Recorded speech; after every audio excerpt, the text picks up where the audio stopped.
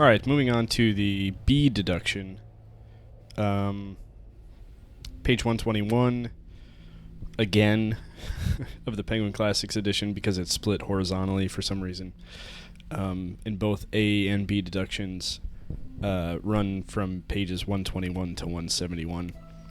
Okay, of the deduction of the pure concepts of the understanding, section 2.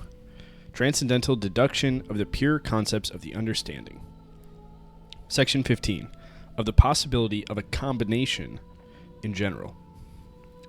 The manifold of representations can be given in an intuition which is merely sensible. That is, nothing but receptivity. And the form of this intuition may lie a priori in our faculty of representation, without being anything but the manner in which the subject is affected. Okay, essentially a transcendental aesthetic. But the combination, conjunctio, of a manifold in general can never come to us through the senses, and cannot, therefore, be already contained in the pure form of sensible intuition. Right, it's just sense information. It's not combined with our understanding. For it is an act of spontaneity by the power of representation. And since, in order to distinguish it from sensibility, we must call this power understanding, we see that all combination, whether we are conscious of it or not, and whether it is a combination of the manifold of intuition or of several concepts, and again, whether it is a combination of sensible or non-sensible intuition, is an act of the understanding. This act we shall call by the general name of synthesis, in order to show that we cannot represent to ourselves anything as combined in the object without having previously combined it ourselves, and that of all representations, combination is the only one which cannot be given through objects, but, as it is in the act of the subject's self-activity, can only be carried out by the subject itself. That makes sense. It can't be carried out through like mere experience. It has to be carried out by a subject. And I assume we're going to get into the unity of the manifold stuff again. Unity or apperception, I don't know. The unity on the other end of sense experience, synthesis, and subsequent unity. It can easily be perceived that this act of synthesis must originally be a single act, and must be equally valid for all combination, and that its dissolution, that is, analysis, which seems to be its opposite, always presupposes it. For where the understanding has not previously combined, there is nothing for it to dissolve, because only as having been combined through the understanding, could it have been given to the faculty of for where the understanding has not previously combined, there is nothing for it to dissolve. So meaning once we get to the synthesis and we have like the apperception of the self or whatever that's called, like the awareness that we have had experience and we have funneled it through the understanding, and now it exists in one unity, ourselves and our mind, and we have the string of ideas and concepts and everything that we've experienced in one individual. Only when we recognize that can we, like if we can recognize that, then it must have been previously combined through the understanding, or else it wouldn't be like in the single subject. Okay, for where the understanding has not previously combined, there's nothing for it to dissolve, because only as having been combined through the understanding could it have been given to the faculty of representation. But the concept of combination includes, besides the concept of the manifold and of its synthesis, also the concept of the unity of the manifold. Right. Everything exists in one individual or consciousness or something. Combination is the representation of the synthetic unity of the manifold. The representation of this unity cannot, therefore, arise from the combination. On the contrary, by being added to the representation of the manifold, it makes the concept of combination possible in the first place. And this unity, which precedes a priori all concepts of combination, must not be mistaken for the category of unity which we spoke of earlier. So meaning like the unity precedes the actual perception and synthesis. You know, it is there, and it has the ability to do those things, but it has to exist before this process can take place and you can recognize the unity. Okay. But it's not the categories. The unity is not the categories. For all categories are based on logical functions in judgments.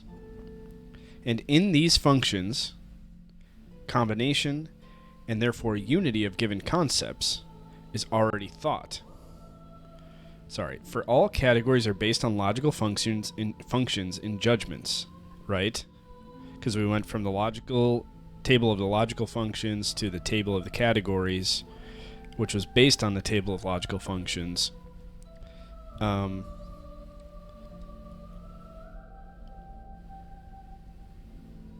all categories are based on logical functions in judgments, right?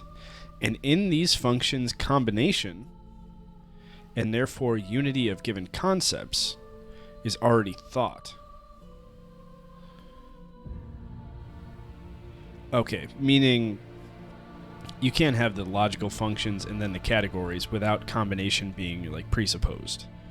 Because all of the logical functions and the categories, like, they wouldn't mean anything if they weren't within an individual and considering a combination or synthesis. The category, therefore, already presupposes combination, and we must consequently look still higher for this unity. As qualitative, section 12, in that, namely, which itself contains the ground for the unity of different concepts and judgments, that is, the ground for the possibility of the understanding, even in its logical use. Okay, gotta look higher. Section 16. Of the original synthetic unity of apperception. It must be possible for the I think to accompany all my representations. For otherwise, something would be represented within me that could not be thought at all. In other words, the representation would either be impossible, or at least would be nothing to me. Okay. Such a weird phrase, the I think. So, it's kind of a self-awareness of the fact that you're thinking something. But you can't have a self-awareness of the fact that you're thinking something unless so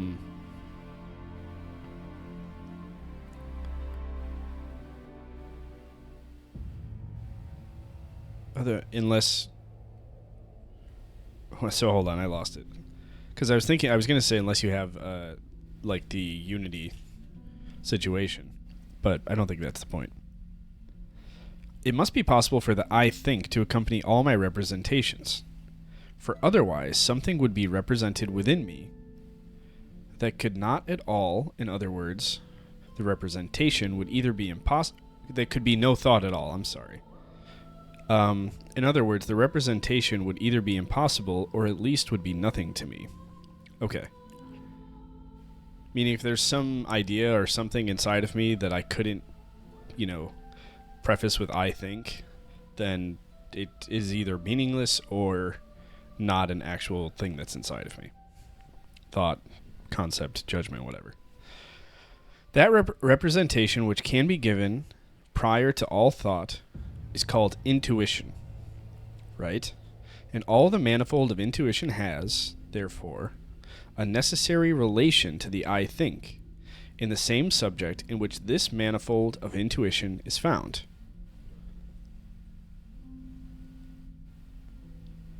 Okay. Meaning, because, like, the intuition is going to be presented to someone, and they have to be able to recall it, and, like, draw upon it, or recognize it as an intuition. This representation, the I think, however, is an act of spontaneity. That is, it cannot be considered as belonging to sensibility. I call it pure apperception. This is like the self-awareness that we've talked about in the A deduction. Okay. I call it pure apperception in order to distinguish it from empirical apperception, or also original apperception, because it is that self-consciousness which, by producing the representation, I think, which must be capable of accompanying all other representations, and which is one and the same in all consciousness, cannot itself be accompanied by any further representations. Hold on, I want to read that without the parentheses. I call it pure apperception in order to distinguish it from empirical apperception, or also original perception, because it is that self-consciousness which, by producing the representation, I think, cannot itself be accompanied by any further representations. Okay. Meaning the self-consciousness has the representations that it's able to say I think about, and it's not possible for it to have any further representations. Okay. I also call the unity of apperception the transcendental unity of self-consciousness, in order to indicate that a priori knowledge can be obtained from it. For the manifold representations given in an intuition would not one and all be my representations if they did not all belong to one self-consciousness. Okay? What I mean is that as my representations, even though I am not conscious of them as that, they must conform to the condition under which alone they can stand together in one universal self-consciousness, because otherwise they would not one and all belong to me. Makes sense. From this original combination, much can be inferred. Okay. What? The thoroughgoing identity of the apperception of a manifold that is given in intuition contains a synthesis of representations and is possible only through the consciousness of this synthesis. Okay. For the empirical consciousness which accompanies different representations is itself dispersed and without reference to the identity of the subject. Such a reference comes about not simply through my accompanying every representation with consciousness, but through my adding one representation to another and being conscious of the synthesis of them. Okay. Only because I am able to combine a manifold of given representations in one consciousness is it possible for me to represent to myself the identity of consciousness, the identity of the consciousness in these representations. Okay. I feel like he's saying the same thing a bunch of different ways. That is, only under the presupposition of some synthetic unity of apperception is the analytic unity of apperception possible. Right, meaning there has to be, like, in order for, like, the analytic unity, meaning, like, looking at my ability to store representations or produce representations, or just looking at the representations I have, there has to be a previous synthetic unity where they became representations that I have access to, and there also has to be a self-consciousness where I'm able to look at them as representations that are available to me. I think. There's a footnote, sorry. The analytic unity of consciousness belongs to all general concepts as such. If, for instance, I think red in general, the color red, R-E-D, in general, I represent to myself a property which, as a characteristic, can be found in something, or can be combined with other representations. That is to say, only by virtue of a presupposed possible synthetic unity can I represent to myself the analytic unity. Yeah, okay. A representation, the footnote is continuing. A representation which is to be thought as common to different representations is looked upon as belonging to such as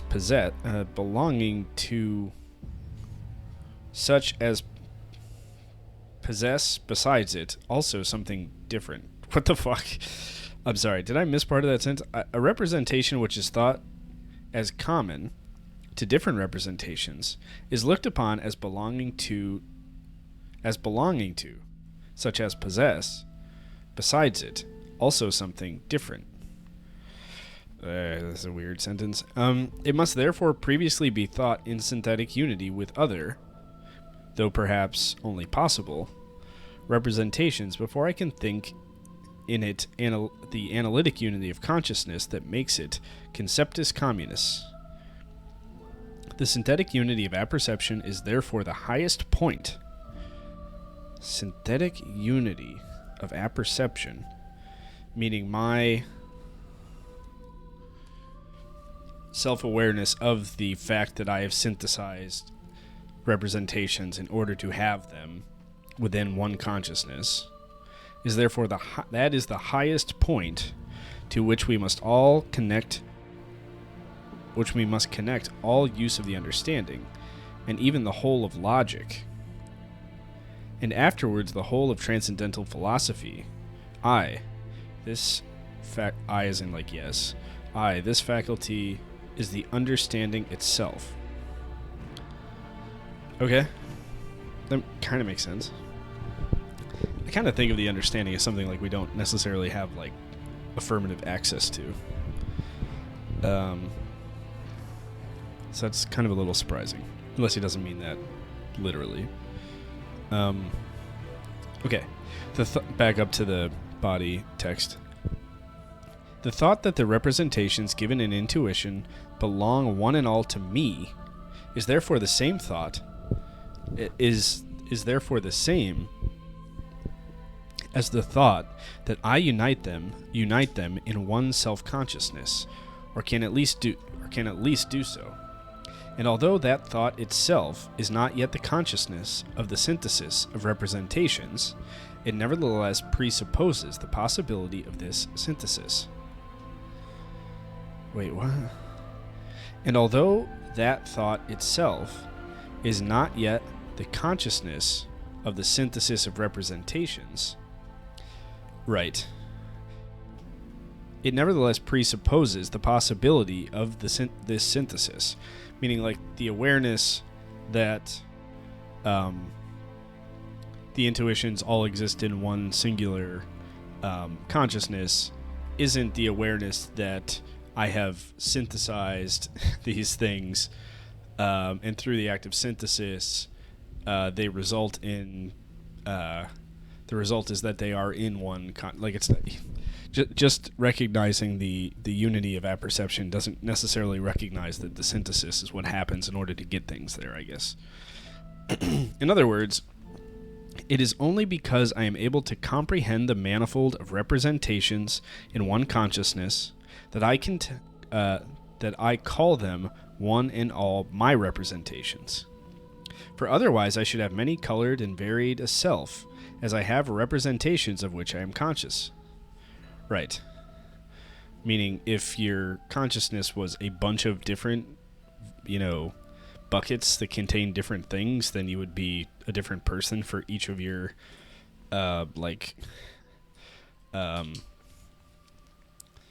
representations or judgments or whatever, and it would be weird. Synthetic unity of the manifold of intuitions as given a priori is thus the ground of the identity of apperception itself, which precedes a priori all my determinate thought. Okay. Prove it. Combination, however, does not lie in the objects and cannot be borrowed from my perception. And thus, first must be taken into the understanding. It is rather solely an act of the understanding, which itself is nothing, but the faculty of combining a priori, and of bringing the manifold of giving representations under the unity of apperception. It is rather solely an act of the understanding. Solely the act of an understanding. Which itself is nothing but the faculty of combining a priori. So that's what the understanding is. Just the faculty of combining or synthesizing a priori, and of bringing the manifold of a given representation under the unity of apperception. Okay? And the principle of this unity is in fact the supreme principle of all human knowledge. It is true, no doubt, that this principle of the necessary unity of apperception is itself an identical and therefore an analytic proposition. But it shows nevertheless the necessity of a synthesis of the manifold given in an intuition. A synthesis without which it would be impossible to think the thoroughgoing identity of self-consciousness. For through the I, as a simple representation, nothing manifold is given. Only in intuition, which is distinct from this representation, can a manifold be given, and then, through combination, be thought in one consciousness. That makes sense. Okay. An understanding in which through self-consciousness all the manifold would be given at the same time would be one that intuits. An understanding through which self-consciousness all the manifold would be given at the same time would be one that intuits. Okay. Our understanding can do nothing but think, and must seek intuition in the senses.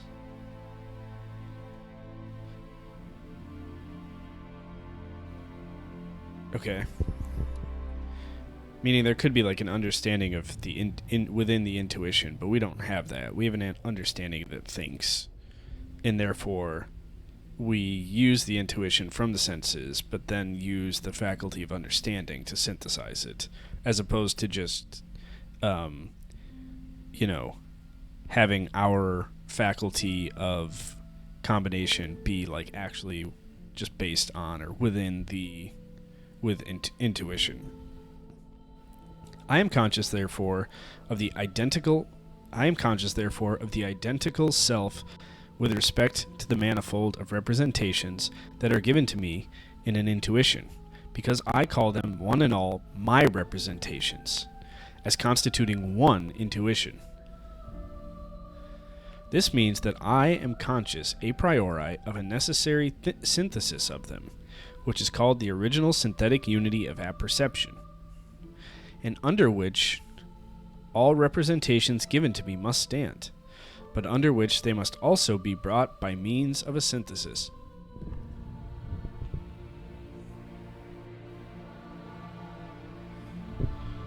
All right, now section 17.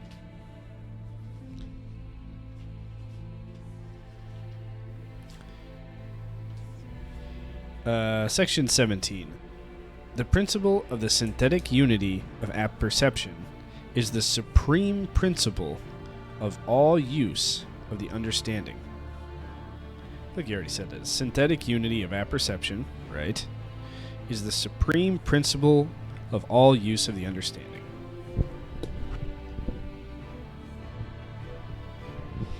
Okay, the supreme principle of the possibility of all intuition in relation to sensibility, according to the transcendental aesthetic, that all the manifold in intuition is subject to the formal conditions of space and time. The supreme principle of the same possibility in relation to the understanding, right, is that the manifold in intuition is subject to the conditions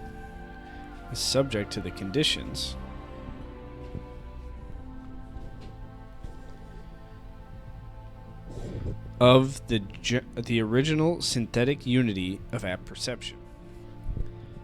Let's reread that. There's a footnote too.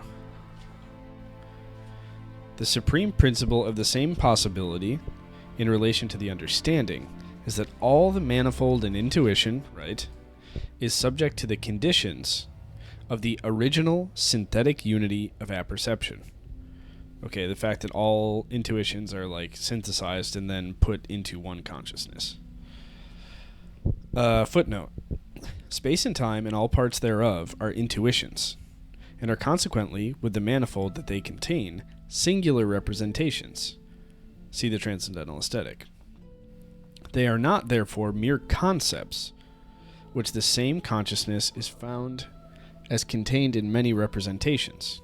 On the contrary, through them, many representations are contained in one representation, and in the consciousness of it, and they are thus encountered as composite. Right, we kind of talked about this in like Transcendental Aesthetic, like space being infinite parts of the same, or a part of space being a singular part of an infinite space type of thing.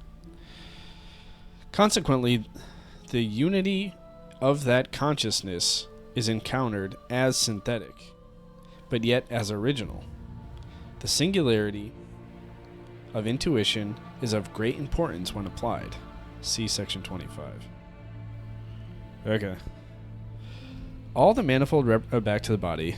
All the manifold representations of intuition, as far as they are given to us, are subject to the first principles, as far as they must admit of being combined in one consciousness,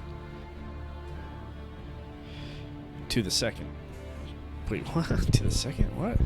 All the manifold representations of intuition, as far as they are given to us, are subject to the first principle. Oh, meaning the Transcendental Aesthetic principle. As far as they must admit of being combined into one consciousness, to the second, meaning the second principle, the synthetic unity of apperception. Okay.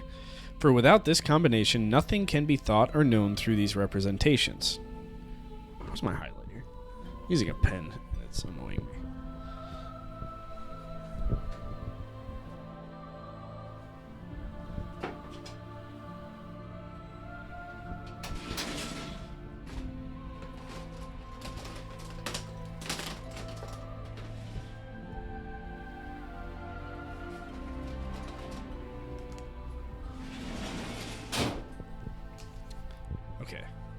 For without this combination, nothing can be thought or known through these representations, because the given representations would not have in common the act of apperception, I think, and thus could not be comprehended in one self-consciousness.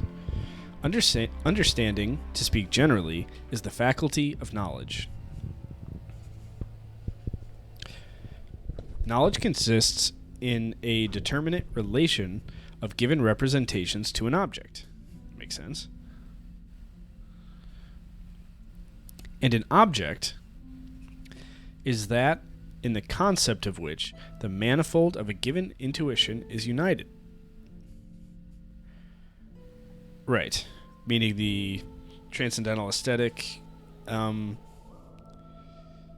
intuition and the synthetic unity of apperception intuition. Uniting those two things for us to recognize something as an object.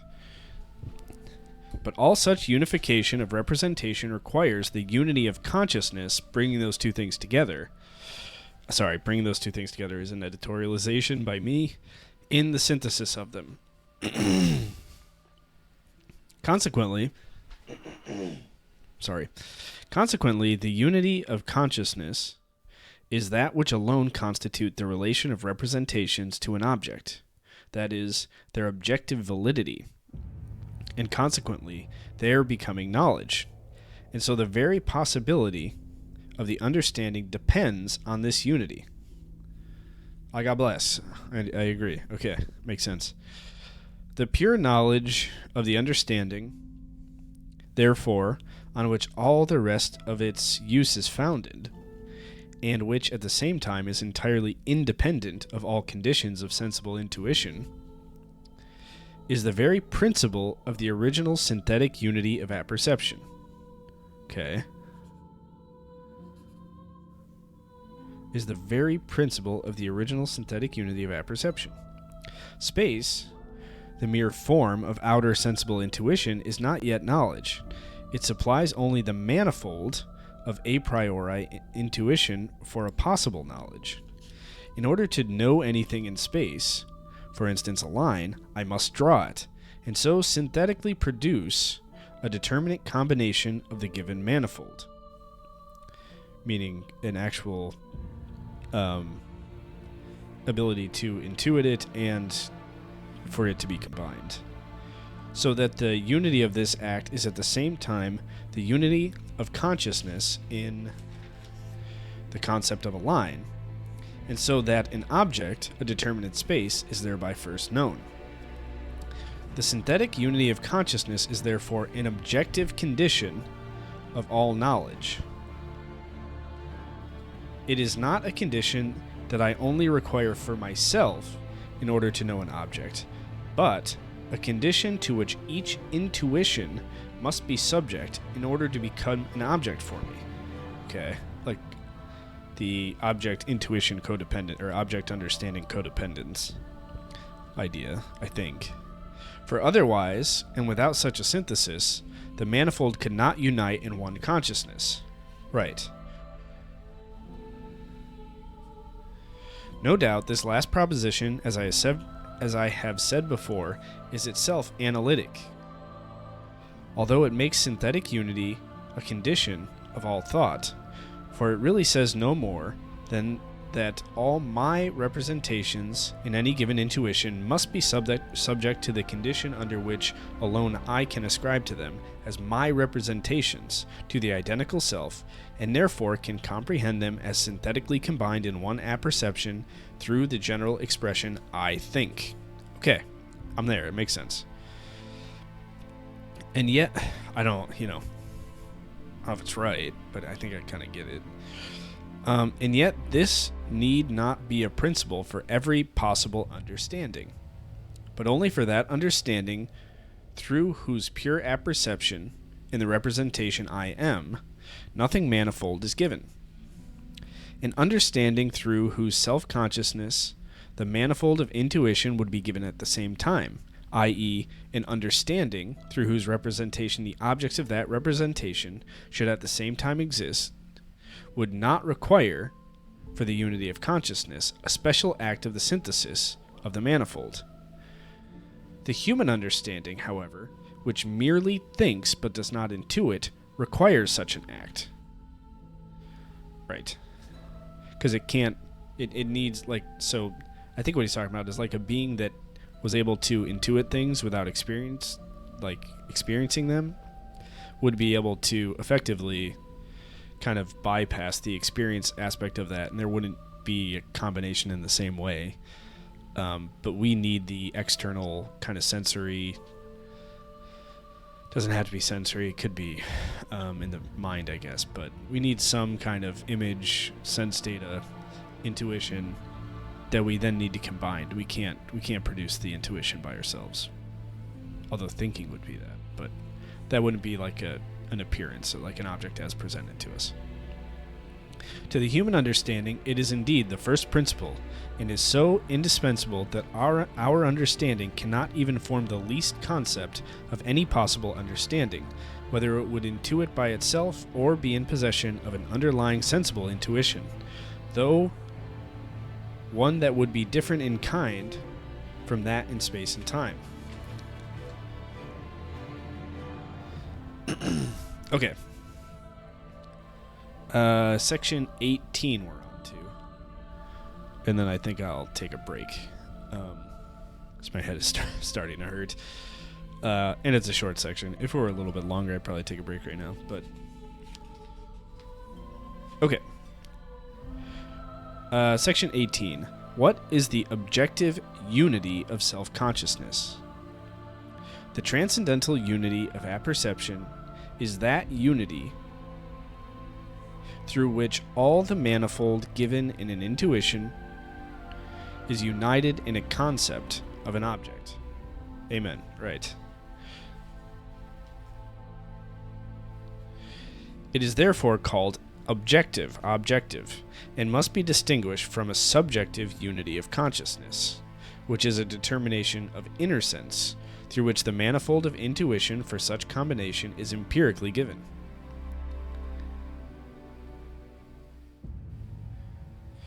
Whether I can become empirically conscious of the manifold as either simultaneous or successive depends on circumstances or empirical conditions. The empirical unity of consciousness, therefore, through the association of representations, itself concerns an appearance. The empirical unity of consciousness, therefore, through the association of representation, itself concerns an appearance and is wholly contingent. While the pure form of intuition in time, merely as intuition in general, containing a given manifold, is subject to the original unity of consciousness. Okay.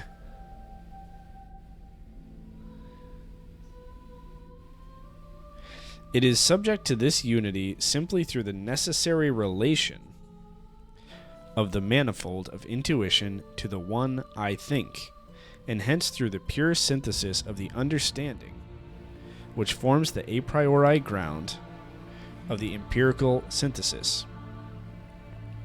The original unity alone is valid objectively. The empirical unity of apperception, which we do not examine here, and which moreover is only derived from the former, under given conditions in concreto, has subjective validity only. Okay. One person connects the representation of a certain word with one thing, the other with another. And the unity of consciousness in what is empirical is not, as regards what is given, necessary and universally valid. Okay, he's talking about subjective experience based on empiricism, and it's different from what we're talking about, which is transcendental and objective. Okay, that's as far as I'm going to get with that right now. But yeah, that's up to section 18, page 135. And yeah, next we'll go on to sections. I'll probably do sections 19 through 20. How many pages is that? Well, it's not that many pages. Yeah, so maybe I'll just add it to the end of this, but I'll read it some other time. Section 19. Logical form of all judgments consists in objective unity of the of apperception of the concepts contained in them. What a title. The logical form of all judgments consists on objective unity of apperception of the concepts contained in them. Okay. I have never felt satisfied with the explanation that logicians give of a judgment in general. They say that a judgment is a representation... is the representation of a relation between two concepts. Without here disputing with them as to what is defective in this explanation, though many tedious consequences have arisen from this oversight of logicians, that is, that it may possibly apply to categorical, but not to hypothetical and disjunctive judgments, the two latter containing a relation not of concepts, but of judgments themselves. I must at least make this observation, that we are not told in the explanation what this relation consists in. Okay. So, a judgment, according to logicians, is the representation of a relation between two concepts, and he wants to tell us what this relation consists of. For reals, though. But if I examine more closely the relation of given items of knowledge in every judgment, and distinguish it as belonging to the understanding from the relation, and distinguish it as belonging to the understanding from the relation according to the laws of reproductive imagination, A relation which only has subjective validity, I find that judgment is nothing but a way of bringing given items of knowledge to the objective unity of apperception. Okay, got to read that again. I'm kind of getting it. Is he saying like a judgment is just like the realization of two things in the objective unity of apperception, meaning like self-consciousness of two distinct things and an understanding of their relationship in the objective unity of apperception? I don't know.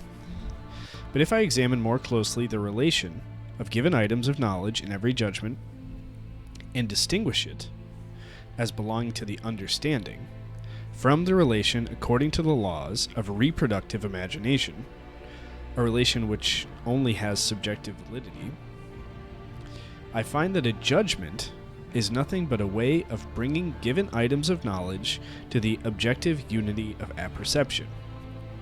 This is what is intended by the copula is in them, which is meant to distinguish the objective unity of given representations from the subjective. It, the copula is, indicates their relation to original apperception and its necessary unity, even though the judgment itself be empirical and therefore contingent. As for instance, bodies are heavy. By this I do not mean to say that these representations belong necessarily to one another in the empirical intuition, but that they belong to one another by virtue of the necessary unity of apperception in the synthesis of intuitions, that is, according to principles of the objective determination of all representations. Insofar as these representations can give rise to knowledge, all these principles being derived from the principle of the transcendental unity of apperception. Okay. Meaning the idea of judgments presupposes, the component parts are within one person who can then do something with that because they have knowledge of the two things within themselves individually. Thus, Thus, and thus alone, does this relation become a judgment, that is, a relation that is valid objectively, and can thus be adequately distinguished from a relation of the same representation that would only have subjective validity. For instance, a relation according to the laws of association. In the latter case, I could only say, if I carry a body, I feel the pressure of its weight, but I could not say, it, meaning the body itself, is heavy, which is meant to say that these two representations are combined in the object. I understand.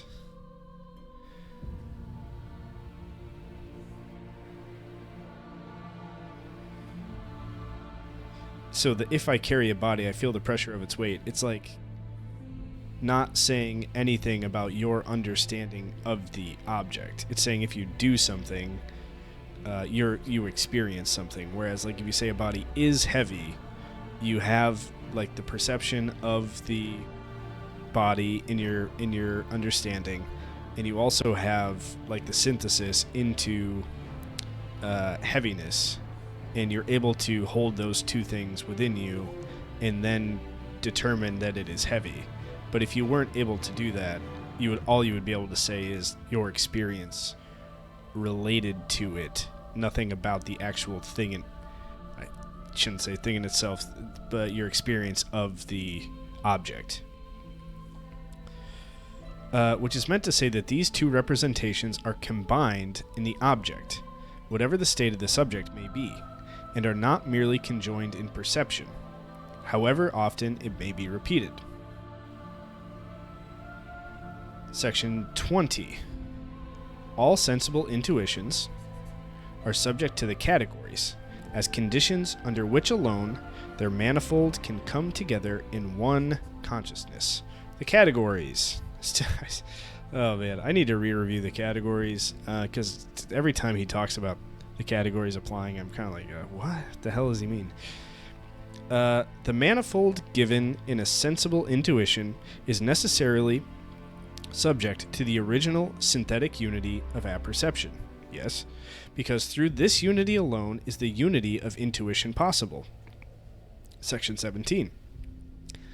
That act of the understanding, further, through which the manifold of given representations is brought under one apperception, in general, is the logical function of judgments. Oh, okay, hold on.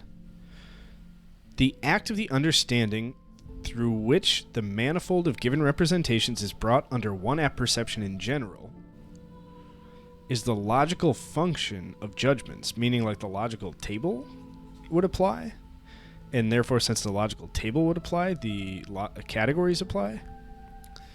Everything manifold, therefore, so far as it is given in one empirical intuition, is determined with regard to one of the logical functions of judgment, and is thereby brought to a consciousness in general.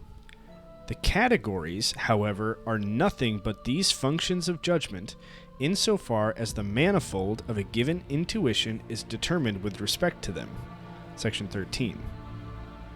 The categories, however, are nothing but these functions of judgment, insofar as the manifold of a given intuition is determined with respect to them.